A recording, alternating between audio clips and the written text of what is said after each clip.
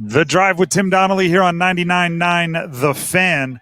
I'm Tim Donnelly, joined by Dennis Cox here in Charlotte for the ACC Football Kickoff. ACC Football Kickoff coverage on 99.9 The Fan is driven by Wilkinson Chevrolet, Cadillac, Buick, GMC in Sanford.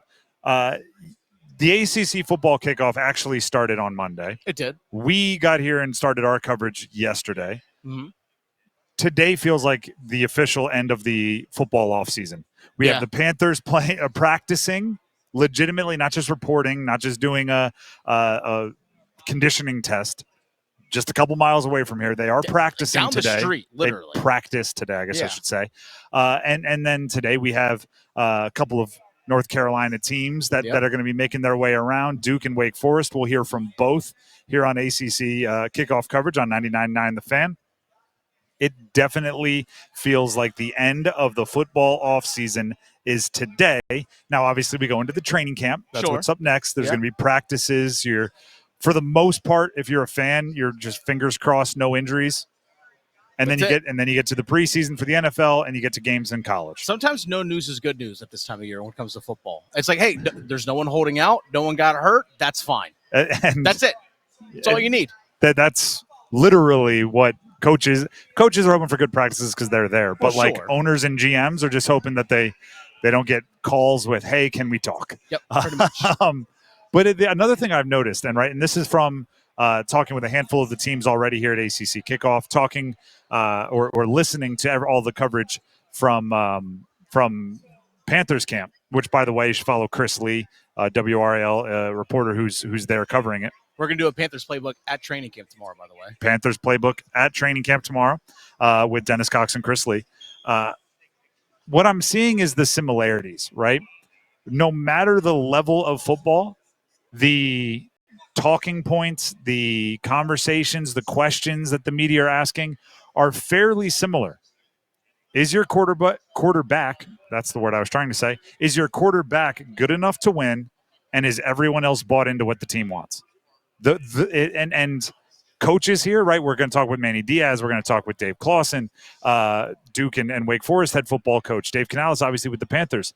Their job is to convince everyone that their quarterback is good enough to win and that everybody else is bought into what the team wants.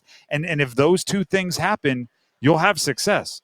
And it's unreal how, obviously, here at the ACC level, NFL level, you go down to the Pop Warner level, they're kind of universal truths of the preseason is, do you have the right guy under center? Is he in a good frame of mind to perform? And is everybody else bought in, right? And what that buy-in means is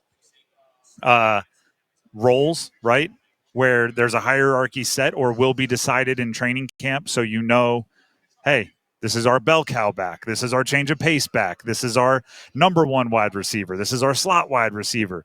Here's our swing tackle who's going to step in if either right or left tackle get hurt. Like just getting all of that buy-in and selling out and doing the little things. That's all that this preseason is about. That's all what any preseason is about. So, there are years where you go in and that first question, is your quarterback good enough to win? That's answered more easily than others, right? When in 2015, are you laughing at something that you should bring up? Maybe. 25. Go on.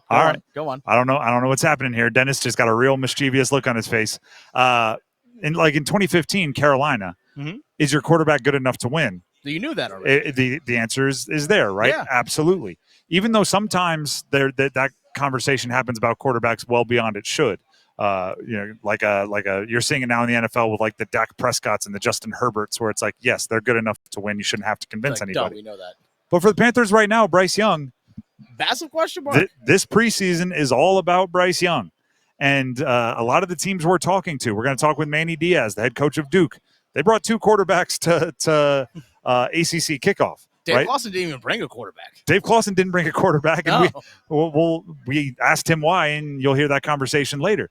Like those teams, their preseason is a lot about convincing the rest of the team, convincing the coaching staff, and then secondarily setting the outside expectation that whoever is taking snaps at quarterback is good enough to win. Because we've all seen it, and it's the most frustrating thing in the world to be a fan of one of these teams where you feel like you have everything but the quarterback, so you go like 500, right? That position is so important where you're like Pittsburgh Steelers last 2 years. there you go, from a Steelers fan. It's so frustrating. So that's kind of 50% offense, 50% defense, 50% quarterback is kind of how I look at like the way these teams. I know that it's a Yogi Berra-ism, right? 90% of it's physical, the other half's mental.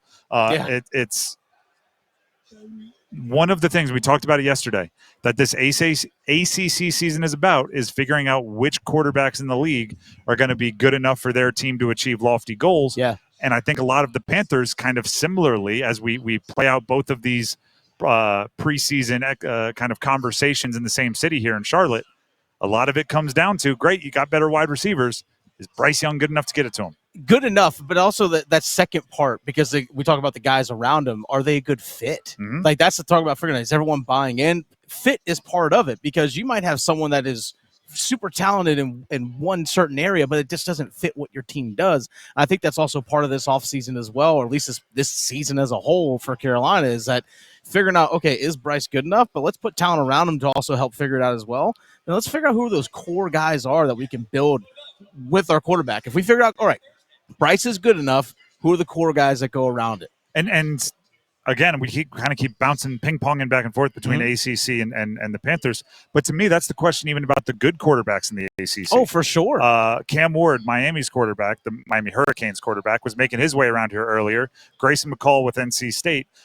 We know they're good quarterbacks. Oh, yeah. They've proven. They've performed at the college level to a high level. But the question is, do they fit what their new teams want to do, right? Grayson McCall is a good quarterback. We saw it at Coastal. Does he have the skill set to unlock the best versions of Casey Concepcion, the best versions of Noah Rogers, right? Because, sometimes it's to use the weirdest analogy I possibly can, it's mongoose and rats. Okay. This is a stupid little thing I know about the history of Hawaii. Hawaii had a rat problem. This is like centuries ago. All right. So they brought in mongoose to eat the rat. But what nobody knew at the time was that mongoose were dayternal and rats were nocturnal. Oh, okay. So the two species were literally never awake at the same time. So now they just have a rat and a mongoose problem in Hawaii. That's funny. But it's just like sometimes, you bring in a quarterback that throws a great deep ball, but all the wide receivers are short game run after the catch guys. Yeah, underneath and it's just like you guys are never awake at the same time, right? Your plays don't work. So you have to wait and see which of these new quarterbacks fit best with their new teams. And I think this also puts the onus on the coaching too. Like if you're Robert and I, the offensive coordinator at NC State, or any of these offensive coaches, it's on Dabo or even Mike Norvell down with DJ Uyunglele at Florida State, is that it's also on the coaching too. Mm-hmm. Like the coaches have to recognize, like, okay, this person does this really well, or he's capable of doing these things.